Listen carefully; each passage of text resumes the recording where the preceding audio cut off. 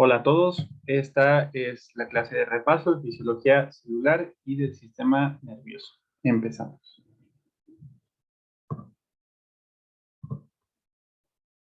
Bueno, primero, generalidades. ¿Qué es la fisiología humana? Es una disciplina que intenta explicar los mecanismos físicos y químicos responsables del origen, desarrollo y progresión de la vida humana. Y pues esto va a relacionar las ciencias básicas con la medicina. Es quizá una de las materias de los ciclos básicos que más los va a apoyar en sus ciclos clínicos, sobre todo porque la lógica que emplea la fisiología se puede extrapolar a las situaciones patológicas, lo cual se conoce como fisiopatología. Bueno, ustedes ya saben, la unidad funcional básica del cuerpo es la célula y cada tipo celular va a estar adaptado para realizar funciones concretas. Hay que comentar brevemente los compartimentos líquidos. Existe una regla que se llama 60-40-20, que hace referencia a que 60% del cuerpo humano es agua, aproximadamente. En las mujeres es un poco menos, en los ancianos también es menos, y en los hombres y los recién nacidos es más. El 40 se refiere a que 2/3 partes de esta agua corporal total, a veces se abrevia como ACT solamente, va a corresponder al líquido intracelular. Esto es muy lógico porque pues somos más células, que lo que hay entre las células. Entonces, 40% corresponde al líquido intracelular y el 20% final o una tercera parte del agua corporal total corresponde al líquido extracelular. Este a su vez se divide en plasma, intersticial y transcelular. De estos tres, el más abundante es el intersticial, seguido por el plasma y pues el transcelular es una muy pequeña parte. Bueno, ahora, estos dos, líquido intra y extracelular, van a tener una composición muy distinta. Aquí tenemos una imagen del lado derecho que nos muestra de un lado los cationes, que son los iones con carga positiva, y de otro lado los aniones. En el líquido extracelular podemos ver que el principal cation con amplia diferencia va a ser el sodio. Y en el líquido intracelular el principal cation va a ser el potasio, seguido del magnesio. Aquí lo que corresponde a calcio y magnesio es una suma de ambos cationes. Ya cuando observamos los aniones, pueden ver que el cloro es por mucho el principal anión extracelular y el bicarbonato está en segundo. En el compartimiento intracelular podemos ver que los fosfatos y aniones orgánicos, así como las proteínas, son los principales aniones.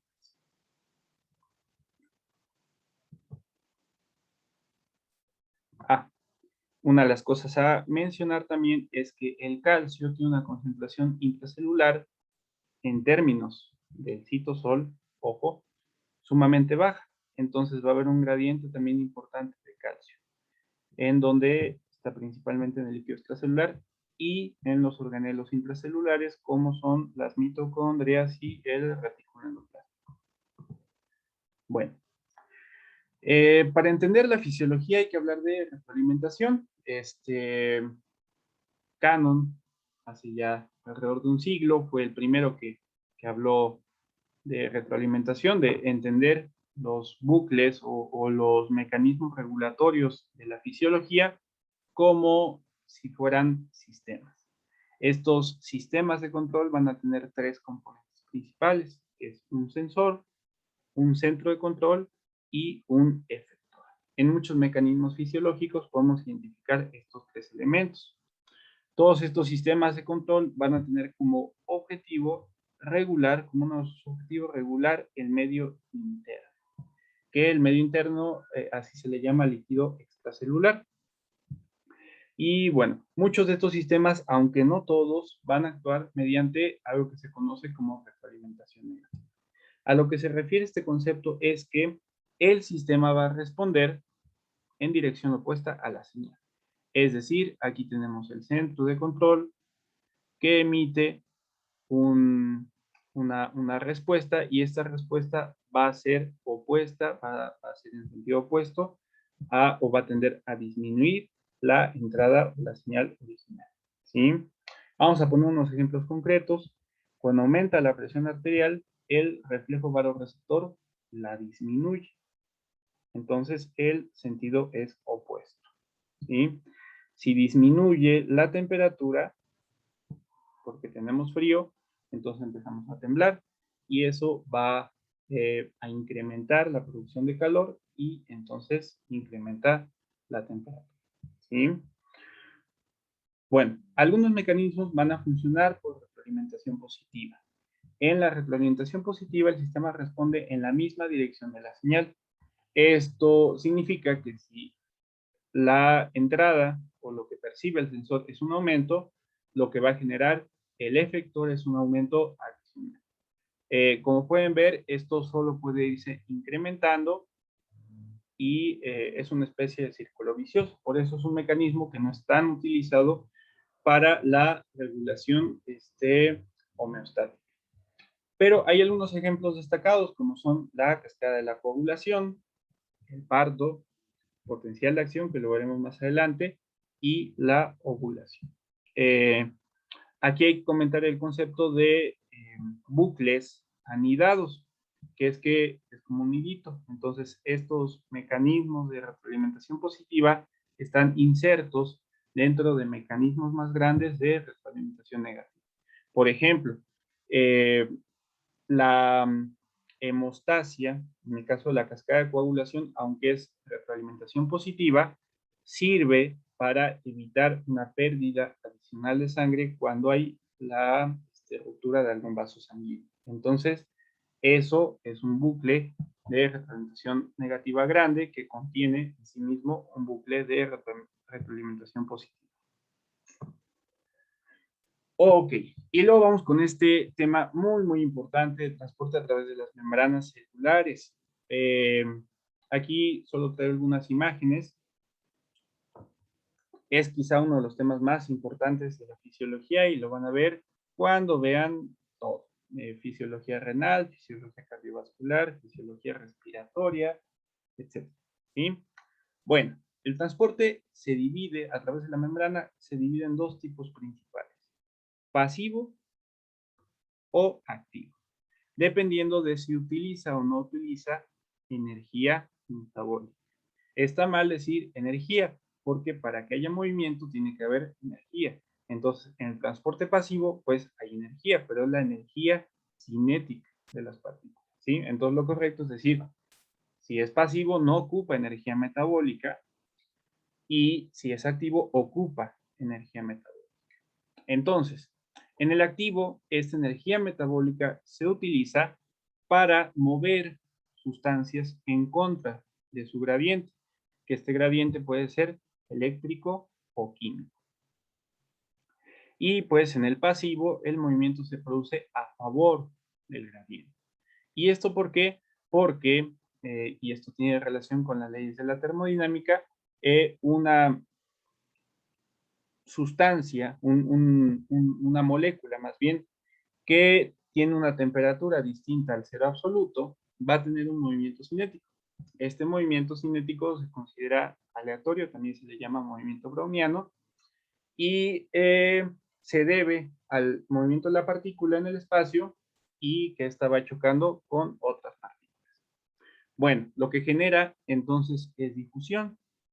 Si tú colocas una gota de colorante en un vaso de agua, va a difundir hacia todo el espacio disponible hasta que llegue al equilibrio. Bueno, eso mismo pasa cuando colocas una membrana que va a dividir este recipiente en dos o más compartimientos, y esta membrana es permeable para esa partícula, ¿sí? Bueno, luego, el transporte pasivo se va a dividir de acuerdo a si emplea o no emplea una proteína transportadora. ¿Qué es una proteína transportadora? Es una proteína que está inserta en la bicapa lipídica y que tiene la capacidad, imagínenselo así, de sujetar por un lado a la partícula y soltarla del otro lado. Esto no es como un canal, no es como un poro, porque los poros y canales, si fuéramos muy pequeños, podríamos ver un agujero a través de ellos, ¿sí? Porque hay una, hay continuidad de las moléculas de agua a un lado y al otro del canal o el poro, ¿sí? Bueno, hablando de los transportadores, que es esta primera definición que les di, tanto el transporte pasivo, en el caso de la difusión facilitada, como el activo va a utilizar estas proteínas. Pero en el caso del simple, este se va a regir, bueno, en general la difusión se va a regir por la primera ley de Fick, que nos dice que el flujo J va a ser igual a la permeabilidad por el área por la diferencia de concentración, que es C1 menos C2. ¿Sí? Aquí cuando hablamos de flujo nos referimos al movimiento neto. ¿Sí? ¿Por qué? Porque si dos compartimentos están en equilibrio y tienen la misma concentración para un catión, por ejemplo, y la membrana que los separa es permeable para ese catión, va a haber movimiento en ambas direcciones del catión en cuestión, pero no va a haber un movimiento neto. Bueno, a su vez, la difusión simple se va a dividir en tres. Puede ser a través de la membrana directamente, en los pequeños espacios que hay entre los fosfolípidos, puede ser a través de poros o puede ser a través de canales.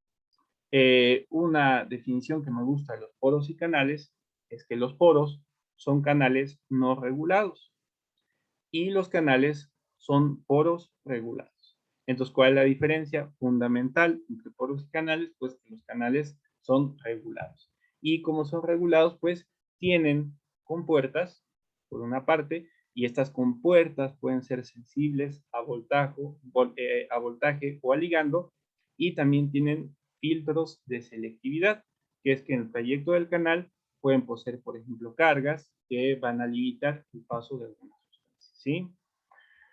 Bueno, cuando hablamos de los transportes que funcionan por transportadores, que son estos acá abajo, la difusión facilitada y el transporte activo, tanto primario como secundario, siempre vamos a observar una cinética que va a ser distinta a la difusión simple. En la difusión simple, la cinética es lineal y se rige totalmente por esta primera ley, en donde si aumentamos esta diferencia de concentración, se va a aumentar el flujo cada vez más.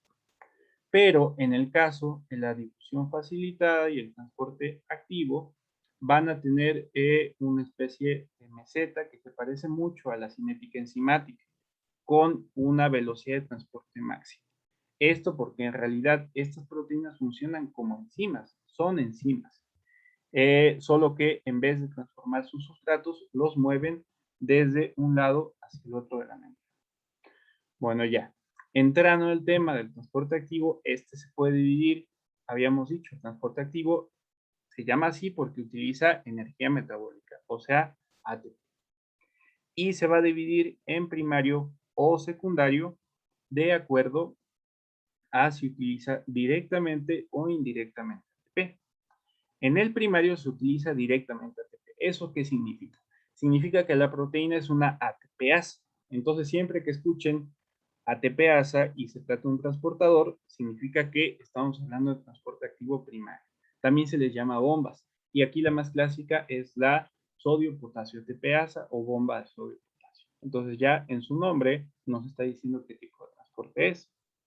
Por otra parte, tenemos el transporte activo secundario, que utiliza ATP indirectamente. ¿Y cómo indirectamente? Bueno, pues las bombas, como la sodio-potasio ATPasa, generan gradientes, y eso es energía potencial. La energía potencial almacenada en forma de gradientes se puede utilizar para mover otras partículas en contra de su gradiente. Y esto se llama transporte activo secundario. Si los dos elementos se mueven en la misma dirección, se llama transporte sin porte, activo secundario sin porte, y o también se llama cotransporte. y si se mueven en dirección opuesta se llama transporte activo secundario, antiporte o contratransporte. Perdón, y aquí una pequeña tablita que dice un poco de lo que estábamos comentando. El transporte puede ser a través de la membrana. Algunos ejemplos pues, son sustancias liposolubles como los gases, oxígeno, dióxido de carbono, nitrógeno y también los alcoholes. Y aquí la característica que más nos interesa es algo que se llama coeficiente de reparto aceite-agua. Como es un coeficiente, significa que entre el número sea más alto, significa que más se van a disolver en aceite y entre más bajo, más en agua. Dicho de otra manera, las partículas con un coeficiente de reparto aceite-agua alto significa que son liposolubles. Y cuando tienen un coeficiente de reparto bajo, significa que son hidrosolubles. Entonces van a ser, o bueno, dicho de otra manera también, estos ejemplos que podemos ver aquí son partículas que tienen un coeficiente de reparto aceite-agua alto. O sea, se disuelven muy bien en líquidos. ¿Sí? Luego tenemos el transporte a través de poros, que si ustedes se acuerdan es difusión simple. Algunos ejemplos son las acuaporinas, el complejo de ataque a la membrana que verán en inmunología y también la urea que se transporta a través de estas mismas acuaporinas. Aquí lo que más nos interesa es el tamaño, ¿sí? Si algo tiene un tamaño, una forma también parecida, por ejemplo, a la molécula de agua, va a ser capaz de atravesar las acuaporinas, ¿sí? Luego tenemos los canales. Estos canales ya tienen una mayor selectividad y van a tener, como les había comentado, compuertas reguladas por ligando o por voltaje. Y estas compuertas tienen dos estados posibles, abierto o cerrado. Algunos ejemplos son los canales de potasio, de sodio, de calcio, de cloro, etc. ¿Sí? Luego tenemos la difusión facilitada.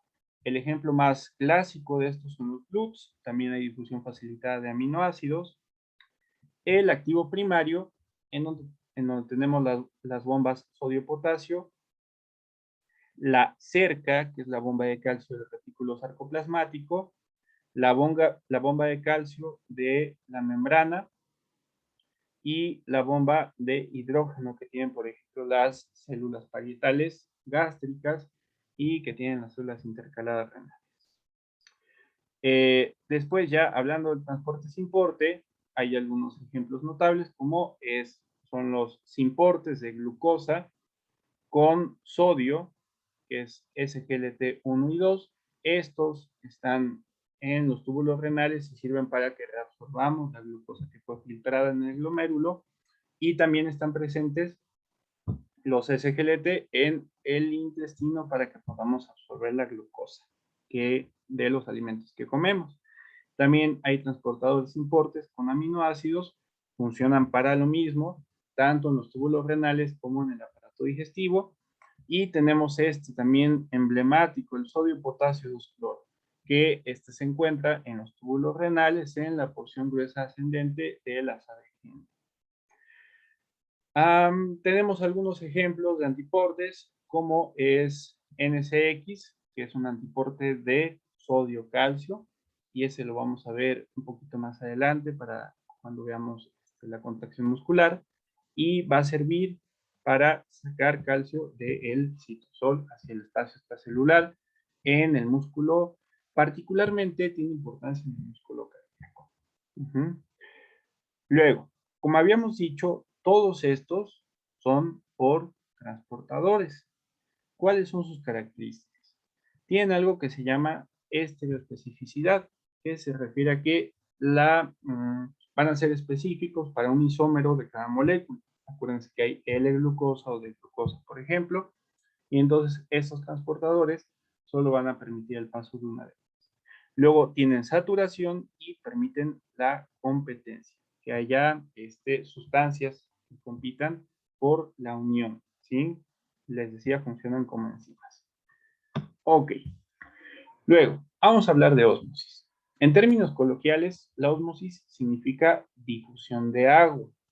Cuando hablamos de difusión en general, decimos que la sustancia se va a mover desde un sitio de mayor concentración hacia un sitio de menor concentración, o sea, a favor de su gradiente. Bueno, pues el agua no es la excepción. El agua también se va a mover a favor de su gradiente de concentración. Solamente que aquí, ojo, esto dicho como al revés, sería que se va a mover de una solución con baja concentración de soluto a una con alta concentración de soluto. ¿Y esto por qué? Vamos a verlo en el esquema. Pueden ver que del lado derecho hay moléculas de azúcar. Ajá, no sabemos qué azúcar es. Y pues estas moléculas van a desplazar a las moléculas de agua. Esto significa que en el compartimiento del lado izquierdo vamos a tener una concentración más alta de agua. Ajá. Pero eso no lo podemos medir. Y entonces, ojo aquí, tenemos una membrana que es permeable al agua. ¿Qué es lo que sí podemos observar? Lo que podemos observar es que el agua se va a mover desde donde hay una concentración más baja de soluto hacia donde esta concentración es más alta. En realidad lo que pasa es que el agua es más donde hay menos soluto, ¿no? Y entonces se va a mover a favor de su gradiente.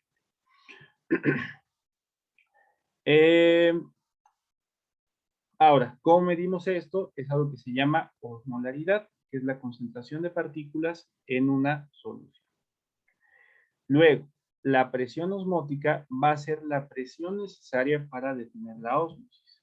Por ejemplo, en este caso, si tenemos que esta situación va a generar ósmosis del compartimiento izquierdo al derecho, esto incrementaría el nivel de líquido del lado derecho. Bueno, si aplicamos aquí con un micropistón una fuerza que se oponga de manera exacta a la fuerza que genera o la presión que genera esta ósmosis, entonces lo que estamos consiguiendo es el valor de la presión osmótica, que se abrevia o, bueno, cuyo símbolo es pi y puede calcularse por la ley de Van Hoff. Luego, la presión osmótica no lo es todo. ¿Por qué? Se dieron cuenta que a veces, por ejemplo, si tú colocabas unos eritrocitos en una solución eh, isoosmótica, por ejemplo, en teoría, los eritrocitos no se tenían que modificar, no se tenía que modificar su volumen, ¿sí? Porque no debería de haber ósmosis.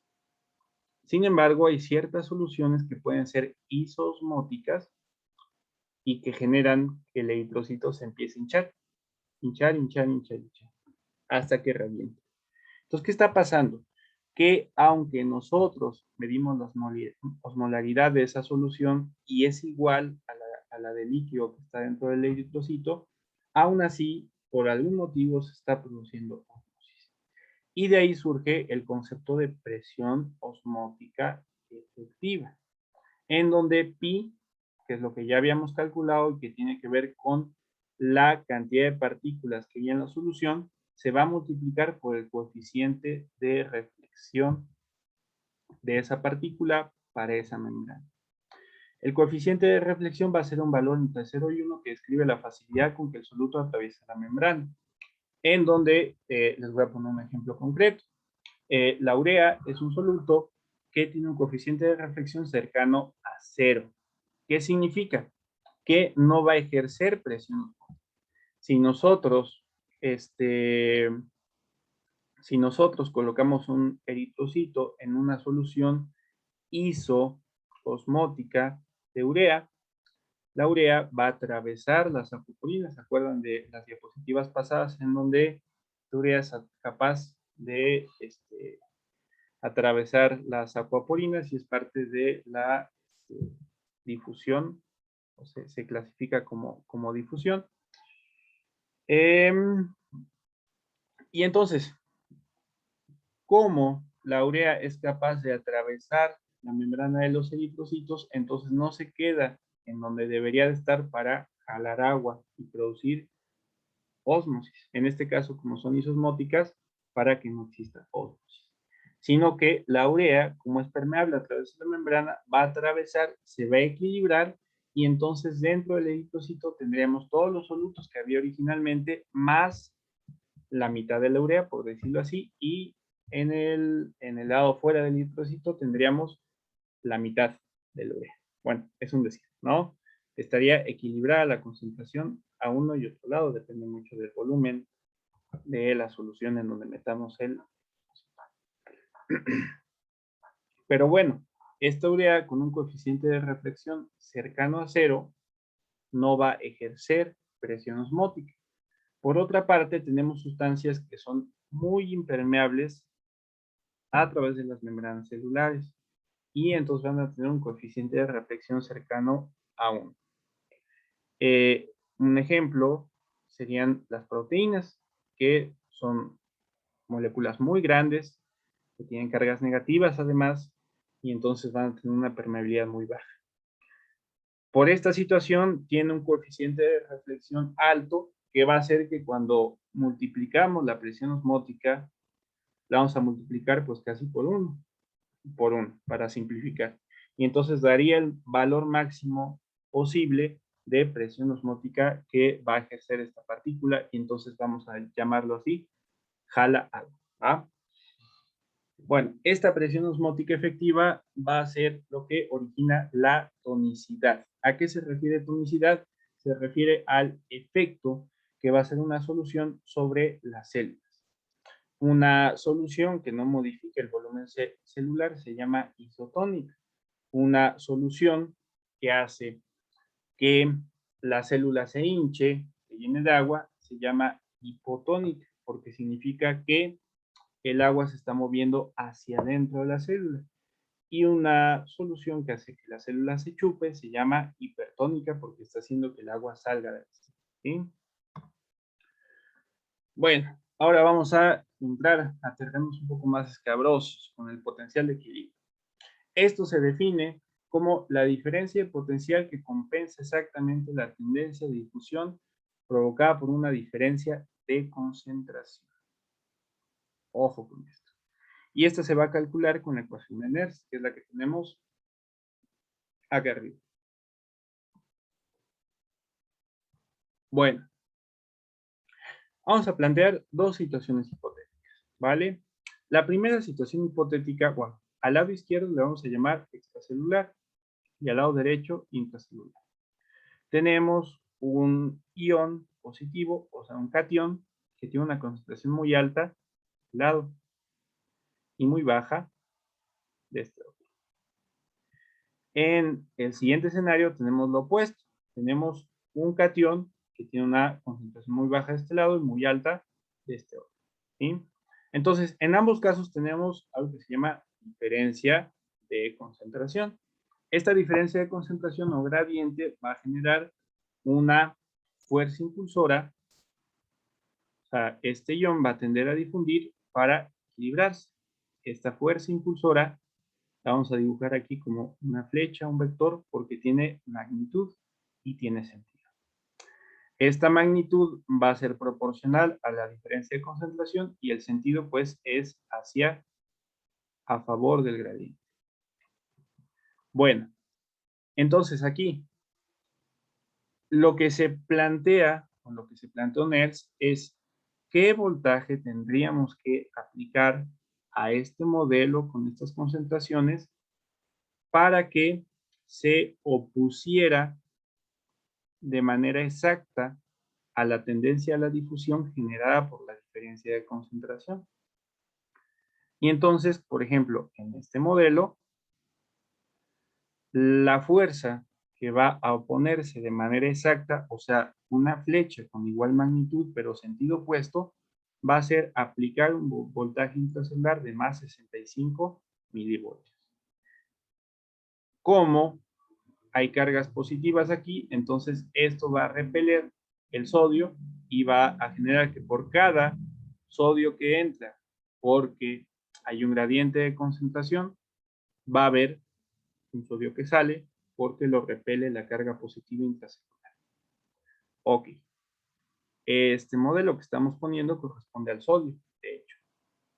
El sodio tiene una concentración extracelular muy grande, intracelular muy baja, y el voltaje que se opone de manera exacta a este gradiente químico es más 65 milivoltios.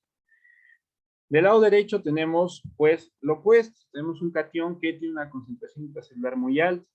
Bueno, en este caso, el voltaje que se opone de manera exacta a la tendencia a la difusión generada por este gradiente de concentración sería menos 85, calculado nuevamente por la ecuación de Nernst. Entonces vemos que hay una tendencia de difusión hacia afuera de la célula y la aplicación de un voltaje de menos 85 va a jalar con la misma fuerza de manera exacta los cationes de regreso hacia la célula. ¿Sí? Ok.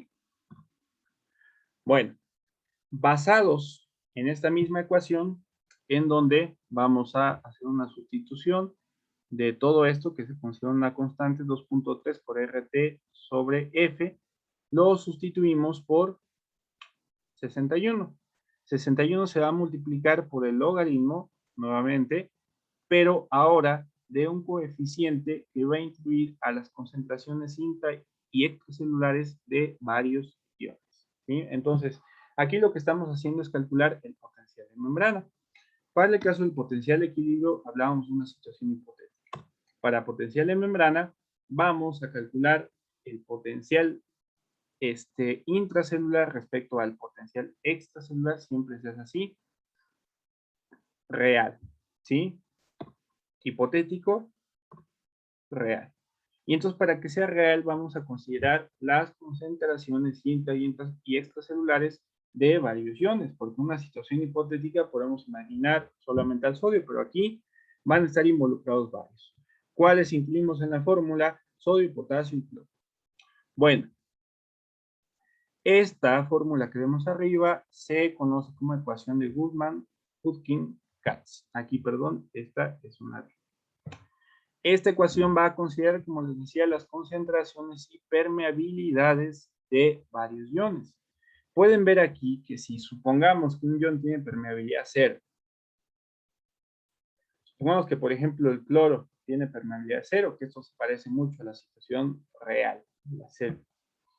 Entonces, si multiplicamos una X concentración, la que sea por 0, y abajo también por 0, 0 sobre 0 da 0, y entonces significa que el cloro no influye en el potencial de membrana que estamos calculando. Bueno, ¿esto qué implicaciones tiene? Cada ion va a intentar llevar, si se dice, el potencial de membrana hacia su potencial de equilibrio. Esto es, entre un ion tenga una mayor permeabilidad, va a estar jalando el potencial de membrana hacia él mismo, ¿sí? Hacia su potencial de equilibrio. Entonces, ya calculamos, por ejemplo, el potencial de equilibrio del potasio, más 85, y del sodio, más 65. Entonces, imaginemos que el sodio está acá y el potasio está acá abajo. Si tuviéramos una situación en donde el potasio es muy permeable y el sodio no es permeable, entonces el potencial de equilibrio estaría muy cerca del potasio. Pero si esta relación de repente se invierte y el sodio es muy permeable y el potasio es menos permeable, entonces este potencial de membrana se va a ir acercando cada vez más al potencial de equilibrio del sodio, ¿sí? Bueno, de hecho esto se parece mucho a la situación que existe en realidad, porque en reposo el potencial de membrana va a estar determinado por una alta permeabilidad al potasio, que era la situación inicial que les presentaba. Esto se debe a unos canales especiales que se llaman canales de potasio de dominios de poro en tándem. También se llaman canales de fuga de potasio. Y esto va a hacer que el potencial de membrana de reposo de una celda nerviosa es de menos 70, sea de menos 70 milivoltios. Si pueden ver, pues ese número se acerca más al menos 85 que al más 65, ¿verdad?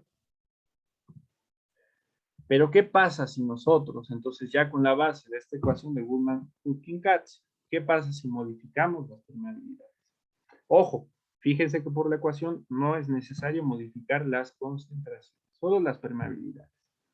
Si modificamos las permeabilidades, podemos cambiar el potencial de membrana. Y esto es efectivamente lo que pasa en el potencial de acción. ¿Cómo lo definimos? El potencial de acción es un cambio rápido del potencial estereotipado, autorregenerativo y propagable. ¿Sí? Estereotipado significa que va a tener la misma forma. Y esto está relacionado con lo que pongo acá abajo, que siempre les dicen que es todo o nada. ¿Sí? Entonces, no va a ser un potencial graduado, no va a ser más pequeño o más grande, de acuerdo a si el estímulo es pequeño o grande, sino es todo o nada.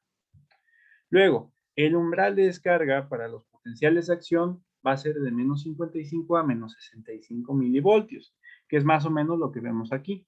Vemos un pequeño estímulo y luego el potencial que descarga, ¿sí? Una vez que empieza a descargar el potencial de acción, habíamos dicho antes que funciona por retroalimentación positiva. Existen unos canales que son responsables de la generación del potencial de acción, que son los canales de sodio sensibles a voltaje. Estos canales, en cuanto detectan este estímulo, se activan o se abren. Y cuando se abren, dejan pasar a más sodio. Bueno, pues este sodio que está entrando a la célula despolariza la membrana adyacente y eso hace que se activen más y más y más y más y más. ¿Sí? Esto se parece un poco a cómo funciona la bomba atómica y pues es una especie de reacción en cadena hasta que todos los canales de sodio se han activado y la corriente de sodio es muy clara. Bueno, lo que genera la entrada de sodio es que la célula se despolariza. Tenía una negatividad intracelular que estaba principalmente por las proteínas, que son los aniones no difusibles de la célula, no difusibles porque no pueden escapar de la célula, y entonces esta negatividad se empieza a perder porque entra sodio, debido a esta apertura de los canales de sodio sensibles a voltaje. Esta apertura es lo que genera el paso conocido como despolarización del potencial de acción, que es este ascenso en el potencial de acción. Se alcanza un máximo cuando la permeabilidad al sodio va a ser máxima. Y después de ese punto van a iniciar dos fenómenos que van a explicar lo que se conoce como repolarización. Por una parte tenemos que los canales de sodio sensibles a voltaje se inactivan, o sea, se están cerrando. Y por otra parte tenemos que se abren los canales de potasio sensibles a voltaje. Ustedes pueden observar que estos canales se empiezan a abrir desde antes, pero son algo más lentos. Entonces, la apertura de la mayoría va a coincidir más con la repolarización, ¿no? Entonces, si les preguntan qué causa la repolarización en el potencial de acción, dos cosas: inactivación de canales de sodio sensibles a voltaje y apertura de canales de potasio sensibles a voltaje. Luego tenemos un periodo que es bastante variable entre los tipos celulares, que se conoce como hiperpolarización, que es el momento en que la célula está más polarizada, o sea, hiperpolarizada. Y esto se debe a que la permeabilidad para el potasio se mantiene más alta de lo normal después de que ya se cerraron los canales. Entonces el potasio, que es más permeable, está jalando todavía más hacia abajo el potencial de membrana. Aquí vamos a tener dos ejemplos que surgieron de la experimentación, dos conceptos más bien que surgen de la experimentación, que es el periodo refractario absoluto y el periodo refractario relativo. Periodo refractario absoluto significa, por la definición, implica que es aquel periodo en el cual ningún estímulo va a ser capaz de generar otro potencial de acción en ese momento. ¿Sí? Y está explicado porque los canales de sodio sensibles a voltaje están inactivos. Entonces, como ellos son los que generan el potencial de acción, si están inactivos, si están apagados, no pueden generar otro potencial de acción. Y tenemos el periodo refractario relativo. ¿Por qué relativo? Porque un estímulo normal no va a producir un potencial de acción, pero un estímulo más alto es capaz o sería capaz de producir un potencial de acción. Y esto se debe al periodo de repolarización que podemos observar aquí, ¿sí? Entonces, como la célula está más negativa, va a costar más trabajo y la permeabilidad al potasio es más alta, va a costar más trabajo llegar hasta este mismo umbral. Ahora bien, una pregunta, ¿de qué depende ese umbral? De dos cosas, o cómo lo podemos modificar. Dos cosas. Uno, la densidad de los canales de sodio sensibles a voltaje. Ustedes acuérdense, la neurona tiene dendritas, tiene soma, tiene su axón, etc. ¿Dónde es el sitio en donde se genera el potencial de acción? En el cono axónico. Y si yo les pregunto, ¿y por qué? La respuesta es que el cono axónico es el sitio en donde hay una mayor densidad de canales de sodio sensibles a voltaje. Y eso hace que el umbral sea más bajo, se alcance más fácil y ahí se generan los potenciales de acción. ¿Sí? Otra manera que tenemos de modificar el umbral es con la concentración extracelular de calcio. Y aquí imagínense pues la compuerta de activación del canal de sodio, que es como una bisagra, e imagínense que llega, tiene cargas negativas y el calcio, si es muy alto, llega y se pega como si fuera óxido y hace que se abra y se cierre con más dificultad, ¿sí? Entonces, la hipercalcemia genera un estado de disminución de la excitabilidad de estos canales y, por tanto, disminución de la excitabilidad neuronal en general y disminución de la conducción en las fibras nerviosas. Por el otro lado, si nosotros disminuimos el calcio, lo estamos retirando de esta compuerta y entonces la compuerta se puede abrir y cerrar con mayor facilidad. Es por esto que la hipocalcemia genera tetanización. Explico el mecanismo. La hipocalcemia hace que se despegue todo este óxido de la compuerta de activación del canal de sodio sensible a voltaje y entonces se va a abrir con mucha facilidad. O sea, el umbral baja, se alcanza más fácil y entonces las motoneuronas particularmente empiezan a descargar de manera repetida y constante, generando que los músculos se tetanicen. Ahorita vamos a ver más adelante qué es la tetanización, ¿sí? Ok, la forma, les había comentado, de estos potenciales de acción dependiendo de cada célula va a depender de la expresión de canales que tenga esa célula. Y por otra parte, la velocidad de propagación del potencial de acción va a depender de dos cosas, del diámetro y de la mielina. ¿Y esto por qué? Tiene que ver con dos conceptos, que es la resistencia interna y la resistencia de la membrana. La resistencia interna tiene que ver con el diámetro. Si el diámetro es menor, la resistencia interna va a ser más alta, así como una tubería, por ejemplo. Si la resistencia interna es más alta, entonces la velocidad va a ser más baja. Esto lo vamos a ver con los tipos de fibras más adelante, como las más pequeñas, las más delgaditas, conducen más lento. Ok, y las más grandes conducen mucho más rápido. Y lo siguiente que influye en esta velocidad de propagación va a ser la mielina. La mielina genera algo que se conoce como conducción saltatoria. Y es que el potencial de acción se va a mover, por decirlo así, de un espacio libre de la membrana hasta el siguiente. Desde el punto de vista de las propiedades de algo que se llama teoría de cable, lo que se está modificando con la mielina es la resistencia de la membrana. Aumentamos la resistencia de la membrana y es como si aisláramos un cable. Si este aislamiento aumenta, entonces la propagación hacia adelante del potencial, bueno, más bien de la difusión iónica, va a llegar más lejos. Entonces está aumentando la velocidad de conducción, ¿sí? Ok. Luego vamos a empezar con el músculo.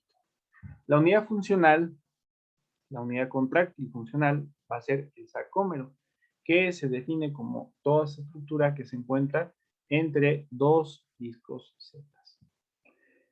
Sus componentes principales, que son los filamentos contráctiles, van a ser los filamentos finos y los gruesos. De los filamentos finos, el componente principal va a ser la actina, pero también tienen troponina, que es un heterotrímero, o sea, una proteína que tiene 3 subunidades que son diferentes, que es la T, que es una tropomiosina, la I, que es una actina, y la C, que se une a calcio. Ajá. Y la tropomiosina, que está enrollada junto con la actina. Entonces, aquí pensemos en los filamentos finos como si fueran una trenza en donde lo que queda por dentro de la trenza van a ser los sitios activos de la actina. Entonces, están escondidos. Y la troponina va a ser como un broche que está agarrando esa trenza para que no se deshaga, ¿sí? Luego, tenemos los filamentos gruesos, que son estos que vemos aquí en la imagen. Esto es el componente principal, pues va a ser la miosina, que la miosina va a tener cadenas pesadas y ligeras. La cadena pesada va a tener 3 regiones. Un vástago, que es como una cola, un cuello, o brazo también se llama, y una cabeza. Este vástago, como es helicoidal, va a estar enrollado a otro. Entonces, normalmente en sus imágenes van a ver a 2 cadenas pesadas que están enrolladas y luego en la región del cuello se separan y luego viene la cabeza, ¿no? Bueno, pues cada uno de estos cuellos va a tener 2 cadenas ligeras. Una que se llama cadena ligera esencial y otra que se llama cadena ligera regular. Estos filamentos gruesos van a formar las bandas A porque son anisotrópicas a la luz polarizada, ¿sí? ¿Cómo lo aprendí yo cuando estaba en segundo? Pues lo veía como volteado. La A de actina no va con la A de banda A, sino va al revés. La A va con banda C y la M va con banda C. Bueno, la unidad motora la vamos a definir como la motoneurona y el conjunto de fibras a la esquina. ¿Por qué? Porque una motoneurona que está en el asta anterior de la médula normalmente va a ese axón, ese único axón de la motoneurona, va a dividirse y a inervar varias fibras musculares. ¿Cuántas? Dependiendo de la tasa de inervación. Y puede ser que una sola motoneurona inerve a unas cuantas, así como a cientos de fibras musculares. Luego, tenemos este concepto importante de unión neuromuscular que va a ser la sinapsis química entre la motoneurona y la fibra muscular. Que cabe mencionar que es la sinapsis que ha sido más estudiada y además la primera de las primeras en haberse estudiado, ¿sí? Ahorita vamos a hablar un poco más de ello. Bueno, ahora, en ese esquema viene toda la contracción muscular, integrando músculo esquelético, liso y cardíaco. Entonces, pongan atención. Y está visto como un proceso. Entonces vamos por pasos, imagínense, eso les sugiero. El potencial de acción va a llegar a la terminal presináptica. Esto es lo primero. La terminal presináptica va a ser el terminal axónico de la motoneuronal, ¿sí? Y cuando llega ese potencial de acción genera despolarización. Esta despolarización va a abrir canales de calcio sensibles a voltaje, ¿sí? Y esta abertura de canales, como les dije al principio, que el calcio está más abundante afuera que adentro, va a hacer que el calcio entre a los, ¿verdad? Luego, el calcio es detectado por un sensor de calcio, que es una proteína que se llama sinaptotagmina, ¿sí? Esta, cuando lo detecta, genera que algo que se llama el complejo de fusión de las vesículas, que son vesículas que contienen el neurotransmisor acetilcolina, se fusionen, como dice su nombre, complejo de fusión, se fusionen con la terminal presináptica de membrana. Esta fusión de vesículas libera la acetilcolina hacia el espacio sináptico. Luego la acetilcolina va a difundir hasta llegar a los receptores de acetilcolina en la placa motora, que es la membrana del músculo que está adyacente o que está en la sinapsis. Ajá. Bueno, la unión de la acetilcolina a sus receptores, que son receptores nicotínicos, los receptores nicotínicos se llaman ionotrópicos porque son canales. Son canales catiónicos no selectivos que permiten que los cationes pasen libremente. El que tiene mayor fuerza impulsora va a ser el sodio. Entonces, lo que se genera principalmente es una corriente de sodio hacia adentro de la célula y por tanto es despolarizante. Esta despolarización se conoce como potencial de placa motora, ppm. Este potencial de placa motora va a generar un potencial de acción que se propaga a través de los túbulos T. Los túbulos T son invaginaciones de la membrana que van a llegar hacia la proximidad, hasta la proximidad del retículo sarcoplásmico, que es el retículo endoplásmico del músculo que tiene un almacén tremendo de calcio, ¿sí? Bueno, ahora venimos, llegamos aquí a la primera diferencia. Obviamente, pues todo este camino de la inervación por motoneuronas, estamos hablando del músculo esquelético, ¿sí? A partir de este punto, ya estamos comentando el sitio en común con el músculo cardíaco. También en el músculo cardíaco, aunque esto lo verán más específico cuando vean fisiología cardiovascular, también en el músculo cardíaco el potencial de acción se va a propagar a través de los túbulos T. Pero aquí hay una diferencia importante. En el músculo esquelético, primero se abren unos que se llaman receptores DHP, que significa receptores de dihidropiridina. Esta apertura de los receptores de DHP genera, por tracción mecánica, la apertura de los receptores de rianodina. Esta apertura de los receptores de rianodina son canales de calcio que dejan salir el calcio del retículo sarcoplásmico. Pero el músculo cardíaco tiene una particularidad. También tiene receptores de dihidropiridina y también tiene receptores de rianodina. Pero en el cardíaco no hay un acople mecánico. Lo que ocurre es algo que se llama liberación de calcio inducida por calcio. Esto significa que cuando se abre el receptor de HP deja entrar calcio y este calcio a su vez abre a los receptores de rianodina, ¿sí? Bueno, esto va a converger en la liberación de calcio del retículo sarcoplásmico. En el ISO, ¿cuál es el mecanismo? Hay varios mecanismos en el ISO. En parte existe este mecanismo de la liberación de calcio inducida por calcio también, y también, por ejemplo, algunos sistemas de segundo mensajero que terminan con la generación de inositol trifosfato, que es la vía de GQ.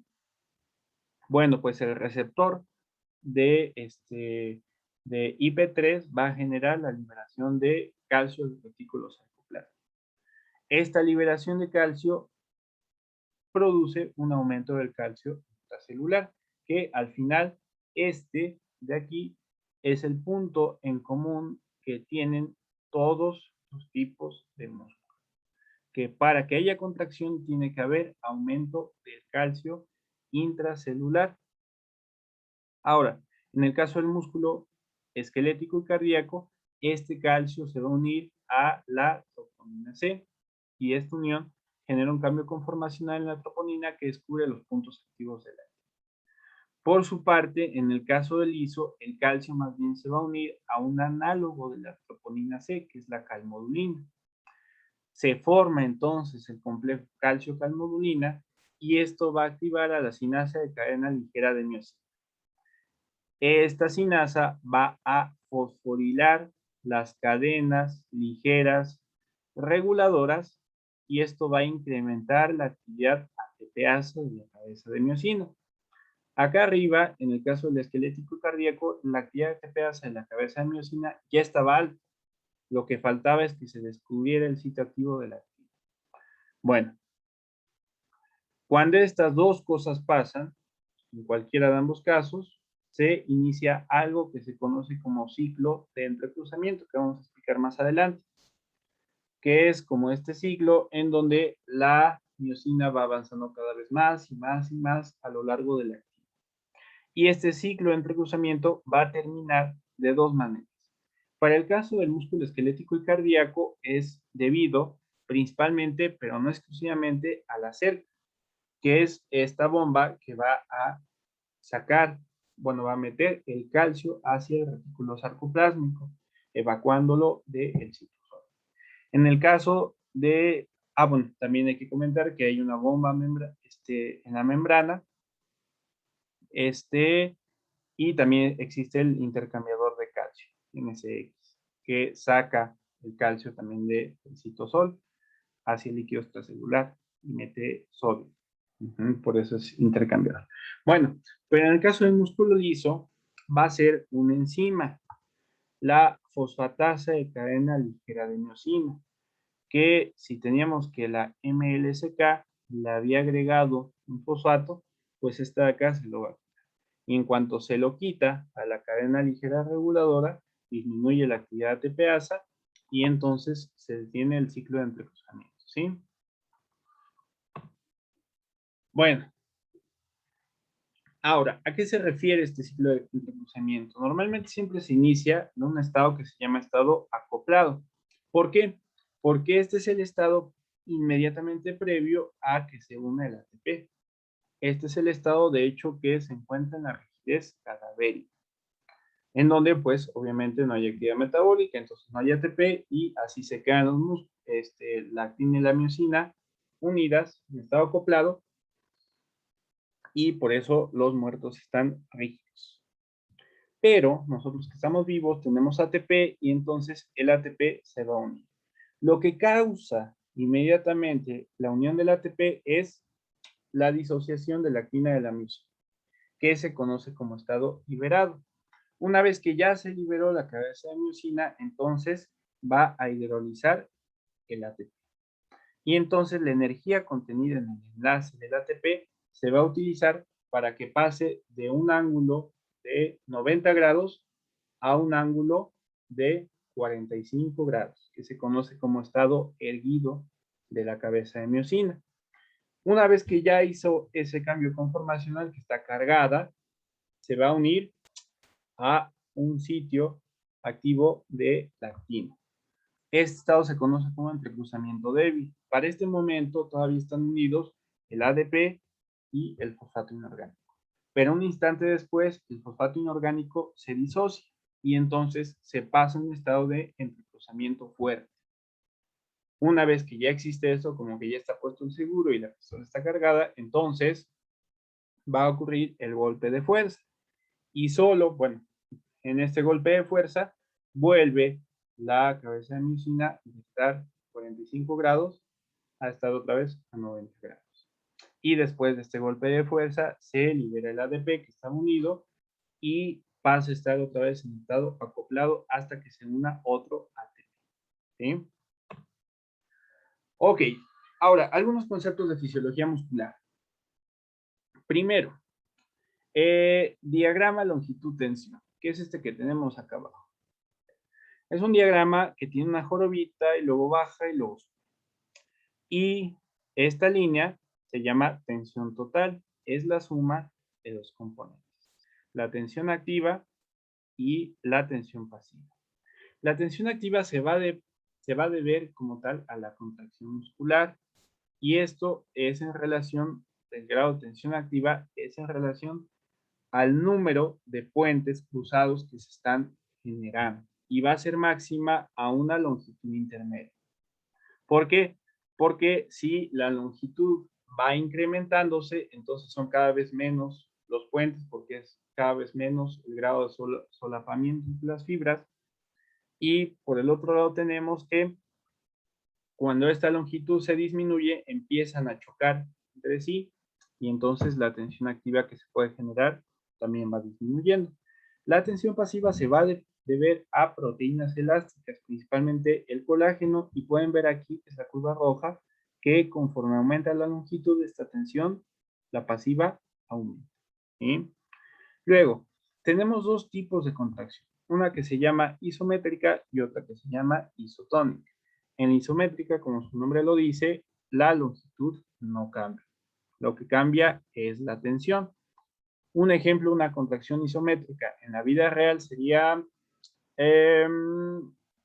que yo esté sosteniendo esta botella, ahí no se ve. Bueno, yo esté sosteniendo algo y lo apriete con cada vez más y más y más y más y más fuerza, y entonces mis músculos del antebrazo se están contrayendo, están generando cada vez más tensión, pero sin acortamiento. Luego, la contracción isotónica, como su nombre lo dice, isotónica, mismo tono, significa que la tensión no cambia, lo que cambia va a ser la longitud, y entonces se produce movimiento. Luego, esta isotónica se puede dividir en concéntrica si la longitud va disminuyendo o excéntrica si la longitud va aumentando.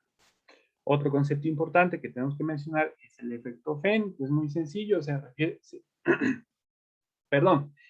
refiere a que cuando el trabajo que genera un músculo es mayor, se utiliza más ATP. Y luego, entre las fibras musculares existe la sumación, tanto temporal como espacial. La temporal se refiere a que la motoneurona va a descargar cada vez potenciales de acción con una frecuencia más alta hasta que las contracciones se fusionen, lo cual produce tetanización. Por otra parte, la sumación espacial se refiere a que conforme aumentamos la carga que estamos pidiendo un músculo, aumenta el número de fibras que se involucran en cada contracción. Y esto va a seguir a lo que se conoce como el principio de tamaño. ¿A qué se refiere? Que las motoneuronas más pequeñas que inervan a fibras musculares más pequeñas o que son menos fibras, van a tener umbrales más bajos y van a ser las primeras en descargar. Y conforme se van incorporando más y más unidades motoras, son cada vez unidades motoras más grandes, ¿sí?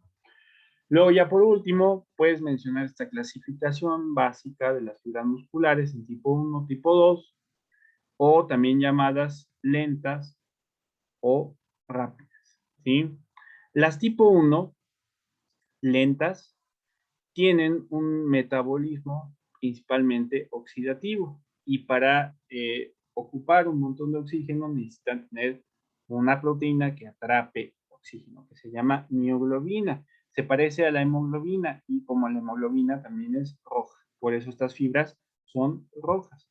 Son rojas, como son oxidativas, tienen más mitocondrias, tienen una mayor irrigación y pues van a ser más pequeñas. Del otro lado tenemos a las que se les conoce como rápidas o blancas porque no tienen mioglobina, al contrario, tienen mucho glucógeno. Como tienen mucho glucógeno y funcionan principalmente por una vía no oxidativa, por la glucólisis, también se les llama glucolíticas. Y son más grandes, son las fibras que desarrollan fuerza y potencia, pero que se cansan más rápido. Y entonces se les conoce también como fatigadas, ¿sí?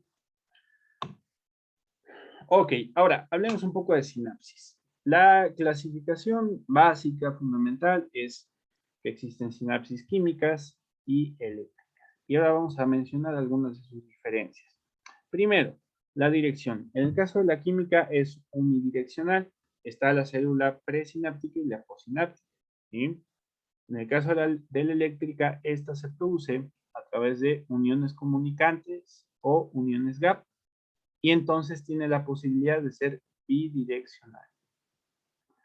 La hendidura sináptica que existe en la química va a corresponder a 200 a 300 angstroms y en el caso de la eléctrica va a ser mucho menor, alrededor de la décima parte de esto. Luego, la estructura. Ya decíamos, la eléctrica se debe exclusivamente a estas uniones comunicantes, pero en el caso de las sinapsis químicas se necesita una maquinaria mucho más compleja. Se necesitan enzimas que sinteticen los neurotransmisores, se necesitan vesículas, se necesitan proteínas que formen los complejos de fusión de las vesículas, se necesitan un montón de canales, se necesitan en la membrana postsináptica receptores, se necesitan enzimas que degraden el neurotransmisor en muchos casos en el espacio sináptico, se necesitan bombas para recapturar capturar a los subproductos de esta hidrólisis, etcétera, etcétera, etcétera. Luego, el efecto de la sinapsis eléctrica normalmente solo puede ser estimulador, pero en el caso de la química hay neurotransmisores estimuladores e inhibidores, entonces puede ser ambas cosas. Y la velocidad pues, va a ser muy rápida en eléctrica, en parte pues, por esta hendidura tan chiquita y solo tiene que atravesar pues los aniones tienen que atravesar a través de estas uniones gap y ya se estimula la siguiente célula. Pero la velocidad va a ser más lenta en la sinapsis química porque el neurotransmisor tiene que primero ser liberado, luego difundir hasta el otro lado y luego unirse a su receptor y generar el efecto. Por todo lo anterior que hemos comentado, el gasto energético en el caso de eléctrica va a ser bajo y en el caso de la química va a ser bastante alto. Ahora, si yo les pregunto cuál es la sinapsis más frecuente en el sistema nervioso central, pues seguramente todos saben que es la química. Y ahora, ¿por qué es la química? Si empezamos a enunciar ventajas y desventajas de un tipo de sinapsis con respecto a la otra, pues resulta que la eléctrica puede ser bidireccional. Esto, en teoría, parecería una ventaja. El espacio sináptico es menor en la eléctrica y esto hace que no exista como tal un retraso sináptico, que en el caso de la química equivale a 0.5 milisegundos, que eso en sistema nervioso es bastante. Lo siguiente es que la química puede ser o estimuladora o inhibidora, lo cual es una ventaja, ¿no? Ahí sí gana la química, pero, ¿qué creen? La eléctrica es más rápida y el gasto energético va a ser más bajo en la eléctrica. Entonces, dicho todo esto, ¿por qué si pareciera que la eléctrica tiene muchas más ventajas, por qué es que la más frecuente es la química? Vamos a mencionar algunas ventajas de la sinapsis química. Primero, puede tener un mecanismo de amplificación. Esto va a estar dado, por ejemplo, por segundos mensajeros, en el caso de los receptores metabotrópicos, y va a implicar que un estímulo puede aumentar de acuerdo a la maquinaria que exista. Por su parte, en la sinapsis eléctrica, el estímulo solo puede conservarse o disminuir. Lo siguiente es algo que se conoce como amplio dominio temporal. El efecto en eléctrica es instantáneo, aparece y desaparece. Pero en la química pueden producirse cambios que duren segundos, minutos, horas o más, ¿no? Y esto contribuye, por ejemplo, a la formación de memoria, etc. Lo siguiente es la plasticidad. La química puede modificarse, puede generarse algo que se llama facilitación, por ejemplo, y esto también es una ventaja para el sistema nervioso, porque también abre las puertas al aprendizaje, ¿sí? Luego, vamos a comentar un poco sobre neurotransmisores y receptores. La clasificación más importante o la principal de neurotransmisores es entre los de molécula pequeña y los de molécula grande o neuropéptidos. Los de molécula pequeña también se conocen como neurotransmisores de acción rápida y se sintetizan de manera local en la terminal presináptica, como la acetilcolina que habíamos visto para la unión neuromuscular. Algunos ejemplos, los más importantes, acetilcolina, glicina, GABA, noradrenalina y serotonina. Luego, los neuropéptidos van a tener una acción lenta, pero efectos un poco más a largo plazo. Y la diferencia en su síntesis es que se sintetizan desde los ribosomas y tienen que viajar hasta la terminal presináptica, que es algo que puede llevar bastante tiempo, y comprenden algunas sustancias como son encefalina, sustancia P, CCK, que es colecistoquinina, neurotensina, neuropéptido y hay muchas, ¿sí? Ahora, los receptores a los cuales se pueden unir estos neurotransmisores se clasifican en dos grupos principales. Los ionotrópicos, que son canales, y los metabotrópicos. que tienen una maquinaria un poco más compleja e involucran segundos mensajeros. De estos segundos, el principal grupo de receptores son los receptores que por sus siglas en inglés son receptores acoplados a proteínas G, GPCR. ¿Sí? Esto lo vamos a ver un poco más en sistema nervioso autónomo. Pero bueno, ahora, en cuanto a los ionotrópicos, van a generar dos posibles efectos en la membrana postsináptica, PIPs o PEPs, que son potenciales inhibidores o excitadores postsinápticos. ¿Y esto de qué depende? Depende de si lo que abren son canales de cationes o de aniones. Si son canales de cationes, entonces van a permitir la difusión de grandes cantidades de sodio hacia dentro de la célula y entonces generan despolarización, por lo cual se llama potencial excitador postsináptico. Un ejemplo de